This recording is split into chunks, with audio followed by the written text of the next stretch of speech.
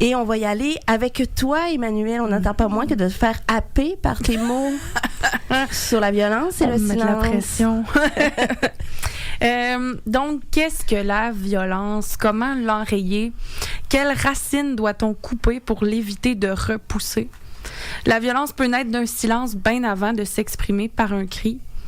Elle va résider dans les regards fuyants, l'immobilité, se solidifier par des lèvres scellées, des oreilles qui ont plus envie d'écouter ou qui sont trop sollicitées par la vie en général pour pouvoir même entendre. Elle devient inévitable lorsqu'on l'accepte par omission.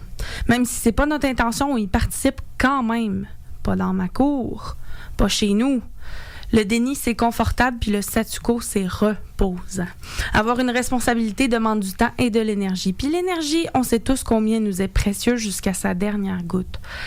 Après tout, on la gaspille 40 heures par semaine, parfois plus. On trouve plus de temps pour soi. Le temps, c'est de l'argent, mais aussi beaucoup d'investissement. C'est facile de justifier le surplace quand on court après nous-mêmes. Pendant ce temps-là, la violence qui laisse aucune trace, la violence sournoise, la violence à demi-mot, continue son cycle.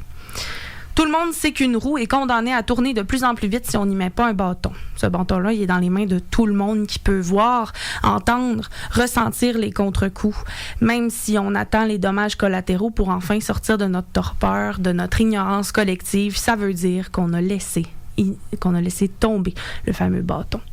On l'a même pas ne serait-ce que relayé, on a plutôt préféré égoïstement attendre que ça nous touche aussi. Pourtant, la violence, elle, a continué ses ravages et aussi surprenant qu'on pourrait le croire, elle en faisait déjà jusqu'à nous. Elle nous a fait perdre des gens précieux, des femmes de cœur, des occasions de changer le monde. J'ai conscience que tout le monde n'a pas le loisir de savoir quoi dire, ni de savoir à qui en parler. Peut-être même qu'il aurait impossible de le faire pour toutes sortes de raisons. C'est correct, ça existe, c'est valide aussi. Ce qui est inacceptable, c'est quand on est témoin de ce qu'on peut changer puis qu'on choisit consciemment de garder le silence. La raison importe peu, parce qu'au final, elle prend origine dans un égoïsme pur et simple. Cette idée que les choses peuvent changer d'elles-mêmes si on les voit pas est profondément ancrée dans notre société.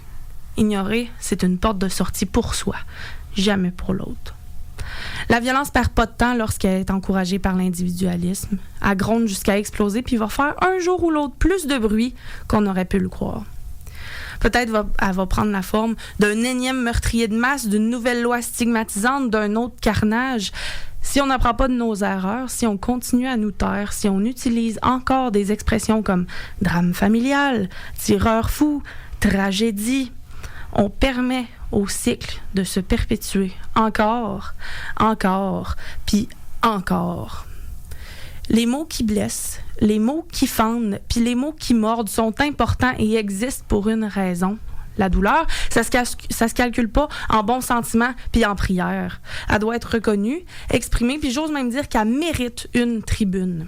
Faire semblant que tout va bien, c'est bâillonner la victime puis surtout s'octroyer le droit de juger de l'importance et de la gravité de la violence. Il ne s'agit pas de témoigner à sa place ou de s'approprier le discours de l'autre, mais plutôt de paver la voie afin de mieux laisser l'espace par la suite.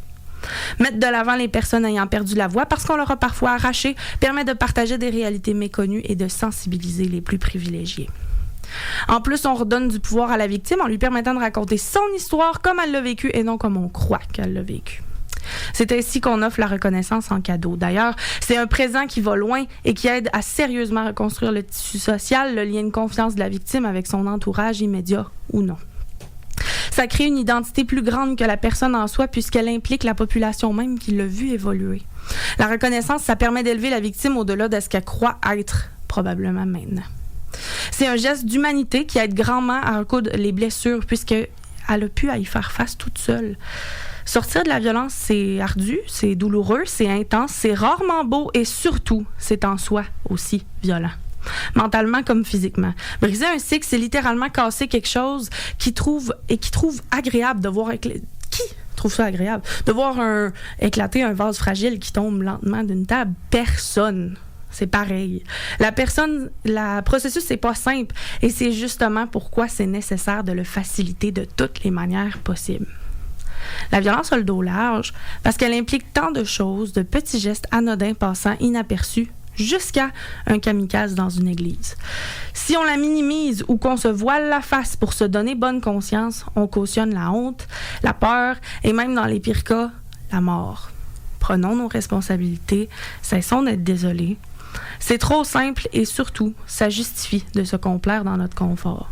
La violence prend pas son temps, puis on devrait pas non plus. Merci. Merci, Emmanuelle.